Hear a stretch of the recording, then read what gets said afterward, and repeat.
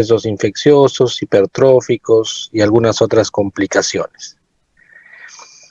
Muy bien, entonces, como sabemos, la orofaringe es el conducto músculo-membranoso que le va a dar paso al bolo alimenticio y al aire. Es importante nosotros ubicarnos sobre lo que es los límites, ¿no? Si avanzamos un poquito, una más. Muy bien, entonces, en los límites, nosotros tenemos que entender acá la pared superior, que está conformada por el cabum o rinofaringe y el paladar blando.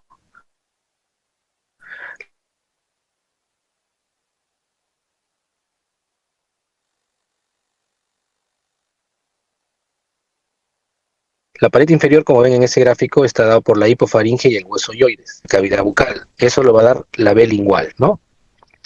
En la pared posterior vamos a tener la musculatura faringea y el espacio prevertebral. En cuanto a la pared lateral tenemos las amígdalas palatinas.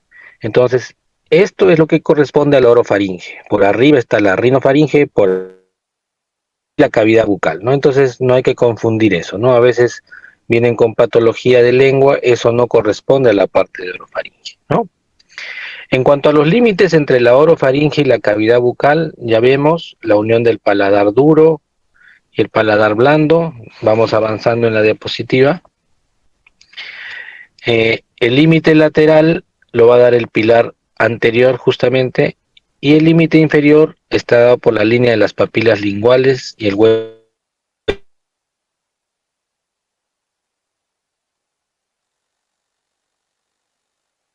como les mencioné. Siguiente. Las localizaciones anatómicas principales a nivel de orofaringe, vamos a tener que en la pared anterior está el área glosoepiglótica y base de la lengua, por detrás de la B lingual. En la pared lateral vamos a ver las amígdalas, ¿no? La fosa amigdalar, pilares, el surco glosoamigdalar, que es la zona de que tenemos con la amígdala y la lengua. En la pared posterior, que está ausente, tenemos la pared faríngea, ¿no? Y en la pared superior la úvula y el paladar blando, ¿no? Como vemos en la siguiente diapositiva, vemos un corte cadavérico, ¿no? Con una imagen de resonancia magnética. Entonces tenemos que saber de que las amígdalas palatinas es la agrupación de este tejido encapsulado, ¿no? Que está parcialmente cubierto por los pilares anteriores. El espacio que está entre la amígdala y que cubre la cara lateral y el músculo, el espacio periamigdaliano es el espacio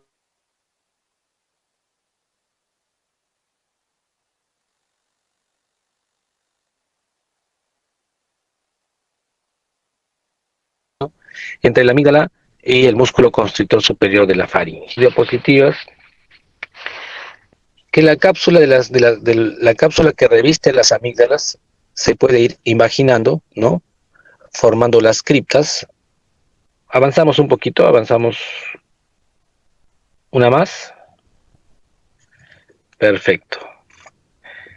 Entonces, nosotros tenemos que estas amígdalas se pueden imaginar formando criptas donde se acumulan el detritus, que se va a llamar los tonsilolitos. Las amígdalas son parte del anillo de Waldeyer.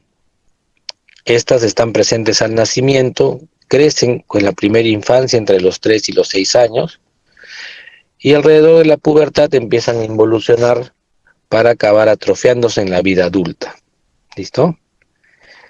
Avanzamos una más. Entonces, nosotros tenemos que tener claro que el anillo de Waldeyer es la barrera, ¿no? La primera defensa de los microorganismos que van a ingresar por la orofaringe.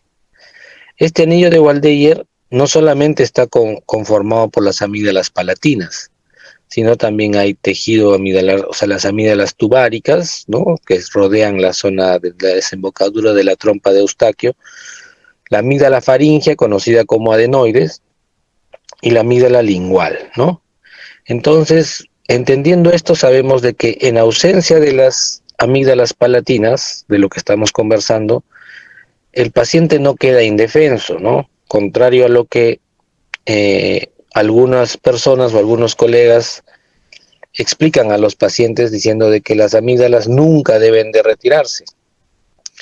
Eso no es tan correcto, ¿no? Si bien es cierto, ya no se retiran tanto como antiguamente se hacía con desconocimiento de los criterios, pero existen criterios aún para la exéresis de las amígdalas sin que se afecte la inmunidad, ¿no? Avanzamos una más. Bueno, acá hay una pequeña reseña de, de Waldeyer, esto ya lo van a ver. Una más, por favor. Entonces, como sabemos, la función de las amígdalas es facilitar el desarrollo de la inmunidad sistémica frente a estos microorganismos que ingresan por nariz o boca, ¿no? Entonces, las infecciones recidivantes pueden producir hipertrofia y pueden infectar crónicamente la amígdala. Entonces, ahí deben de extirparse, ¿no? Ese es uno de los criterios. Y entendiendo ahora que esto no va a alterar la capacidad inmune del paciente. ¿Listo? Esos son algunos cortes histológicos. Vemos cómo estas criptas o estas inflamaciones crónicas e infecciones crónicas casi atraviesan toda la amígdala, ¿no? Ahí es donde se pueden acumular estos restos que mencionamos, ¿no? Siguiente. Entonces, ahora, hablando de lo que es la amigdalitis aguda, vamos a ver la forma en examinar la orofaringe para evaluar las amígdalas. Siguiente. Esta es una infección viral o bacteriana, como saben, que afecta a las amígdalas palatinas y a menudo se extiende a la faringe. Estos cuadros tienden a tener una resolución espontánea, obviamente que se considera todavía un problema agudo en las personas que no sufren más de 3 episodios por año. ¿Listo? Los síntomas pueden durar de 4 a 6 días, se resuelven hasta los 15 días. Obviamente acá nosotros tenemos que intervenir con el tratamiento. Hay factores predisponentes, como la exposición a temperaturas extremas, hablamos del frío principalmente, infecciones preexistentes del tracto respiratorio y trastornos inmunológicos, ¿no? Son de esos factores.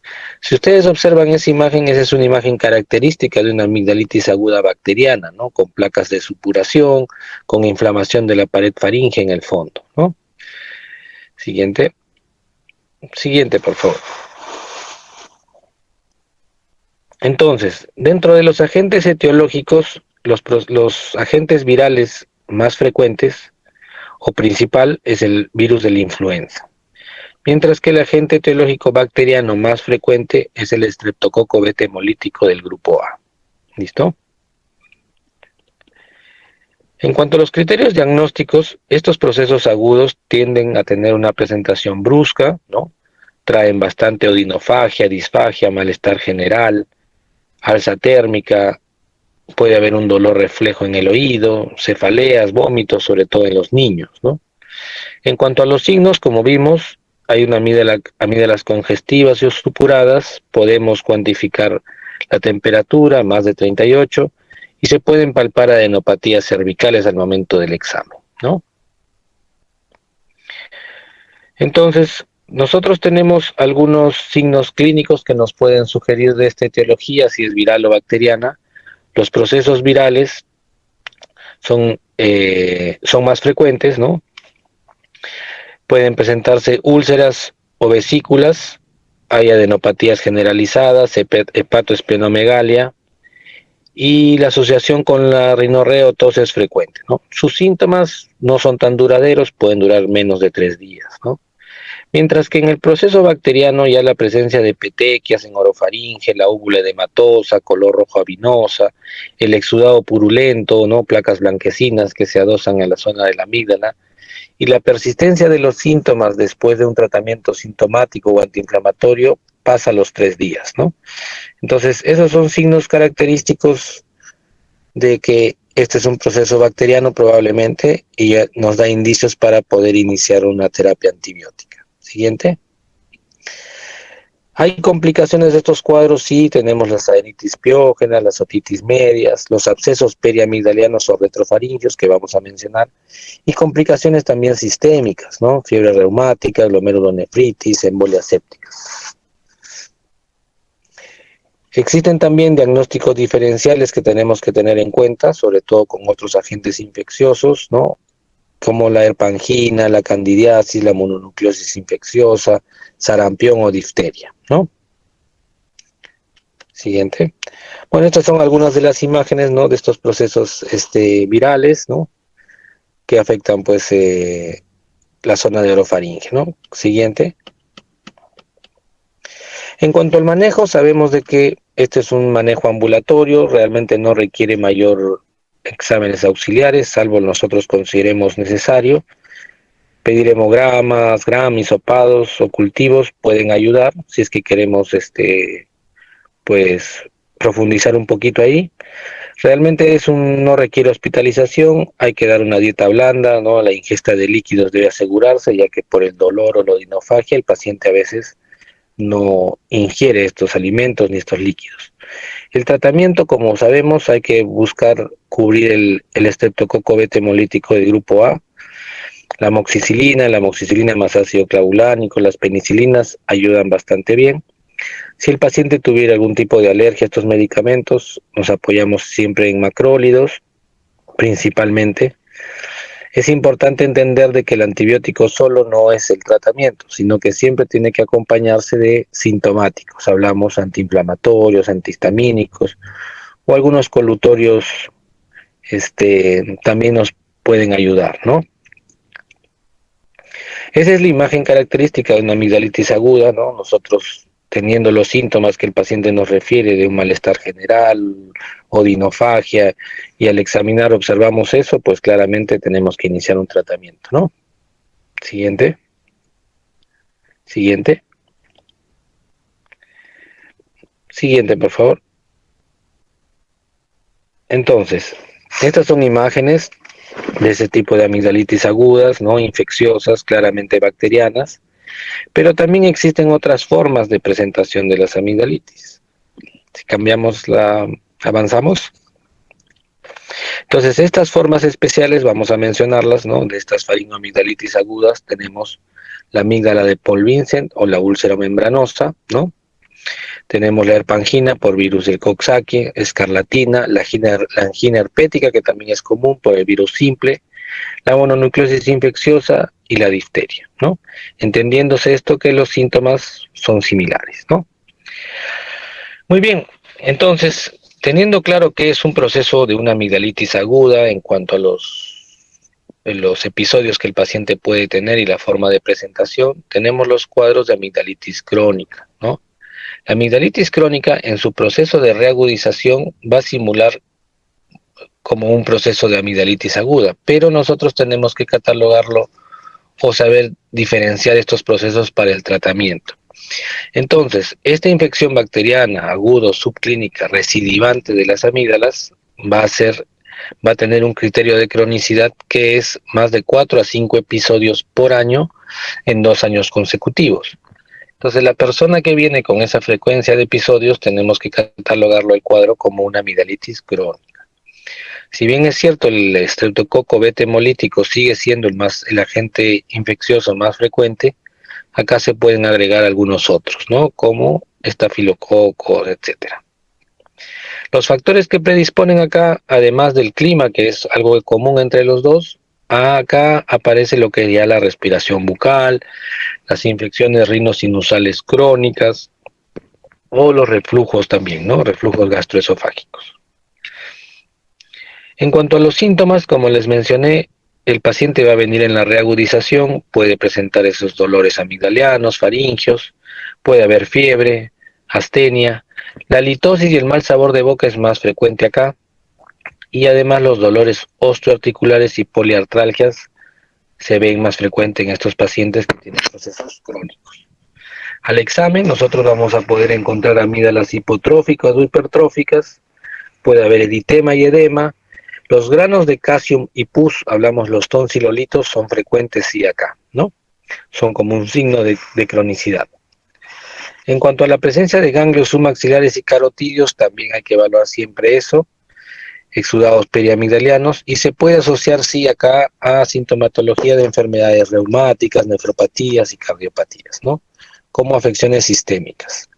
Las principales secuelas no supurativas de esta bacteria tenemos la fiebre reumática y la glomerulonefritis, ¿no? Siguiente. Siguiente, por favor.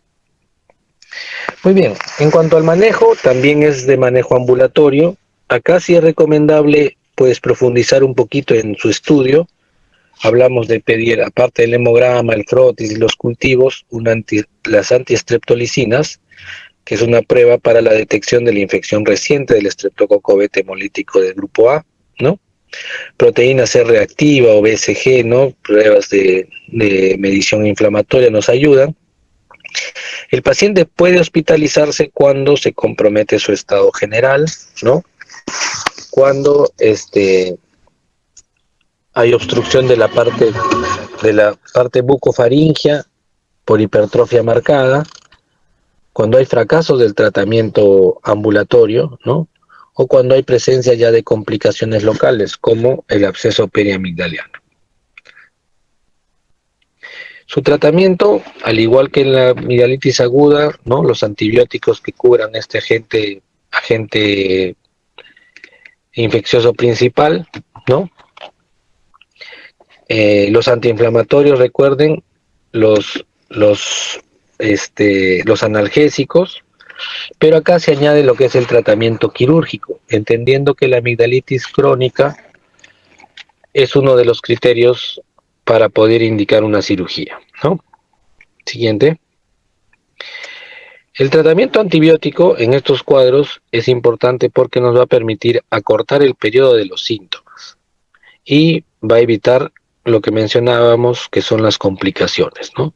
Las complicaciones supuradas como abscesos periamigdalianos, como abscesos parafaringios o como cuadros de otitis media agudas.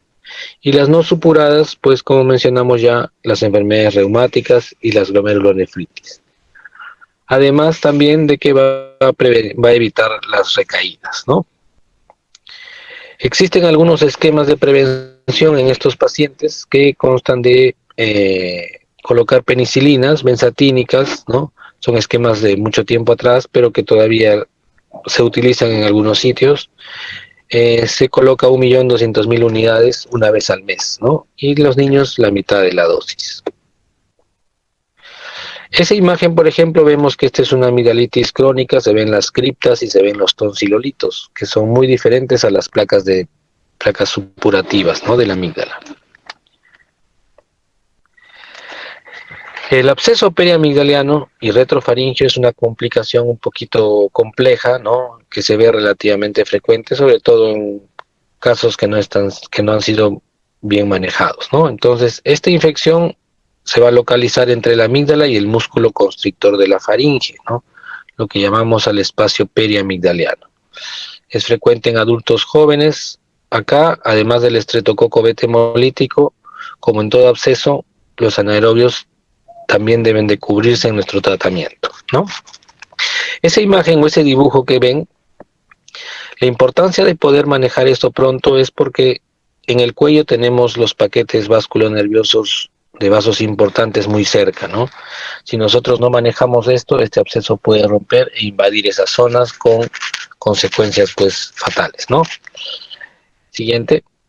El drenaje es, ¿no? En base a apertura con bisturí o aspiración con aguja de buen calibre, si es que este no se reabsorbe con el tratamiento médico, ¿no?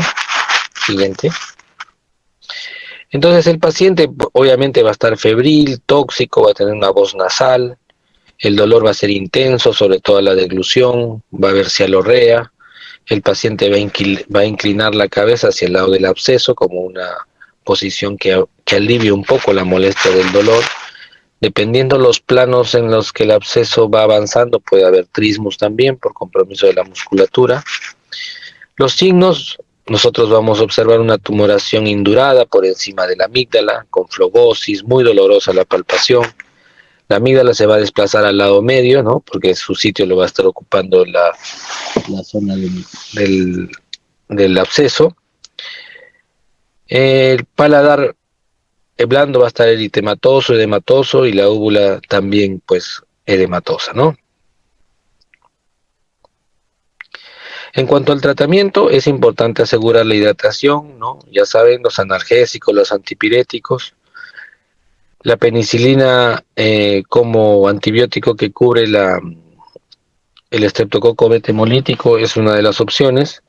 Claramente, entendiendo que el absceso va a tener también anaerobios o gram negativos, etcétera, un esquema que nos ayuda mucho es la clindamicina más amicacina, ¿no? Si este absceso, como les mencioné, no se drena espontáneamente, hay que realizar una incisión y un drenaje. Hay que mantener la terapia antibiótica por de 10 a 12 días y los abscesos periamigdalianos pueden recidivar. Si el paciente llegara con una recidiva de un absceso periamigdaliano, pues se debe de programar una amigdalectomía 6 semanas después de esta segunda presentación, ¿no? Muy bien, entonces, si vemos, vamos a evaluar cómo se desplaza ahí la úvula, como en la presencia del absceso. Siguiente.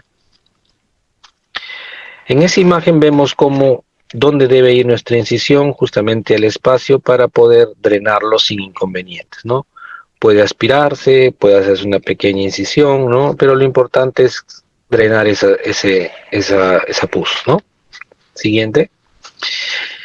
El absceso retrofaringeo ya es un absceso un poco diferente, es mucho más raro, ya que con la, con la terapia antibiótica y el acceso a la atención médica ya es un poco mejor, ¿no? Mal que bien. Esta infección se va a localizar entre los músculos faringeos por delante y los músculos prevertebrales por detrás, ¿no?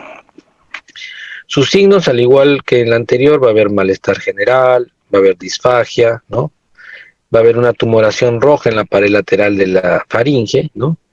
Y la complicación o el temor siempre de esto es de que esto propague a mediastino, ¿no? Diseque la parte mediastinal con una consecuente disnea y muerte, ¿no? Este absceso debe drenarse en sala de operaciones, ¿no? Un paciente probablemente con anestesia general, ¿no?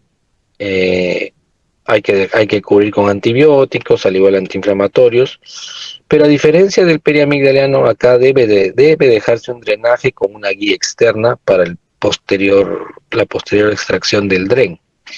Ahora, ¿por qué debe dejarse un dren? Porque acá sí no tenemos opción a drenar cada vez que llene, ¿no? Muchas veces pueden llenar varias veces, ¿no?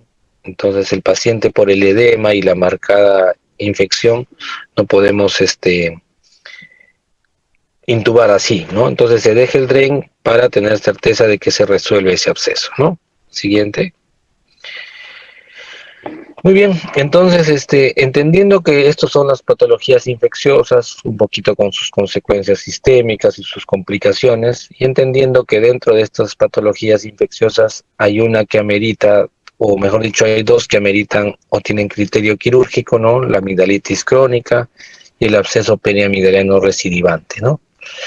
Pero otro del gran grupo que nos trae a los pacientes a la consulta es la hipertrofia amigdaliana, ¿no? La hipertrofia amigdaliana, a diferencia de la anterior, se caracteriza por lo que es el apnea obstructiva del sueño, el ronquido nocturno, la dificultad para deglutir, las alteraciones de la resonancia de la resonancia de la voz, ¿no? Son consecuencias de un crecimiento de las amígdalas. En los niños va muy relacionado también o se acompaña mucho de la hipertrofia adenoidea, ¿no? Entonces son niños que también acuden por una mala respiración nasal principalmente, ¿no? Existen los grados de hiperplasia, entendiendo que el grado 1 es menos del 25%, entendiendo que la línea media es el 100%, ¿no? Entonces, una amígdala que llega a la úvula, hablamos de un grado 4 o más del 75%. ¿Qué grados de hipertrofia son quirúrgicos? Pues el grado 3 y el grado 4 son quirúrgicos, ¿no? Esto tiene que ir también de la mano con la sintomatología del paciente, obviamente, ¿no? Entonces, si nosotros observamos ahí, tenemos una hipertrofia de las amígdalas palatinas, que sería un grado 4, ¿no? Porque las amígdalas se chocan, ¿no? Siguiente. Ese es un grado 4, ¿no? Entendiendo que ese es el más del 75%, ¿no? Entonces, si nosotros tenemos a ese paciente que acude a la consulta por una mala respiración o una respiración por la boca, un ronquido nocturno con claros cuadros de apneas en la noche, pues al encontrar ese grado de hipertrofia, pues la indicación es extraerlas, ¿no? El tratamiento quirúrgico en estos casos tiene, pues como mencioné, los criterios que son muy importantes entenderlos y tenerlos en cuenta, que la amigdalitis crónica, ¿no? Con signos de compromiso pues sistémico, ¿no? Hablamos fiebre reumática, glomerulonefritis, pedimos antistreptolicinas, están elevadas, ¿no? Todo eso tiene que ir en conjunto con la frecuencia de infecciones por año, por años consecutivos, ¿no? Hablamos de 4 a 5 episodios por año por 2 años, ¿no? El absceso periamigdaliano reiterativo, como mencioné, la hipertrofia amigdaliana, entendiendo que se acompaña de signos de esta apnea obstructiva del sueño. Y además tenemos otro criterio que es importante, que es el crecimiento unilateral amigdalino. Nosotros tenemos crecimientos que pueden tener sospecha de tumoraciones. En base a esas sospechas, nosotros debemos hacer ese exéresis y ese estudio correspondiente, ¿no? Ahí vemos parte del instrumental de lo que es el instrumental de amigdalectomía, ¿no? Las características de este instrumental, como ven, es que es un instrumental alargado porque se trabaja por boca. En la imagen de abajo tienen lo que es el abreboca autoestático, porque esto, la tendencia actual siempre es hacerlo ahora con anestesia general, ¿no? Porque es un poco más confortable para el paciente, también para el cirujano, ¿no? Trae menos complicaciones quirúrgicas inmediatas, hablamos de sangrados o de presencia de restos amigdalianos, que vamos a ver un poquito. Entonces, es importante entender que ese es un tratamiento que antiguamente se hacía con anestesia local, era un poquito también más común, ¿no? Se operaba sin criterios, entonces eso ya ha ido cambiando, ¿no? Y se está optimizando un poco también el confort del paciente, ¿no? Y la seguridad del procedimiento. Entonces, es importante abordar sobre el espacio periamigdaliano para el decolaje de la amígdala. Esto se va a desprender de su cápsula, ¿no? Que lo va a separar de la pared faríngea, ¿no? Como ven ahí está la fosa amigdaliana ya con una amígdala retirada, ¿no? Avanzamos. Ese es el lecho de la amígdala, como ven, el pilar anterior. Y vemos ahí la amígdala como tiene sus signos de cronicidad con los tonsilolitos incrustados en la amígdala. La cápsula se ha respetado, ¿no? Y esa es una pieza quirúrgica pues extraída correctamente, ¿no? Siguiente, son algunas de las piezas operatorias, ¿no? Como vemos claramente, procesos inflamatorios crónicos predominantemente, ¿no? Siguiente. En cuanto al posoperatorio, hay que explicar al paciente que va a haber un dolor en la zona del lecho tonsilar. Puede haber cuadros de hemorragias, como les decía, eso es más común en estos procedimientos que se hacían antiguamente solo con anestesia local, ¿no? Porque el paciente no dejaba, pues, colocar bien los puntos y también los restos amigdalianos que justamente por ese disconfort del paciente en la cirugía a veces no se puede retirar completamente toda la base de la amígdala, ¿no? Muy bien. En cuanto a los tumores de orofaringe, vamos a mencionar que son el carcinoma escamoso, es el más frecuente en esta zona, ¿no? Y los linfomas ocupan el otro grupo, y más raros los plasmocitomas, melanomas, etcétera, ¿no?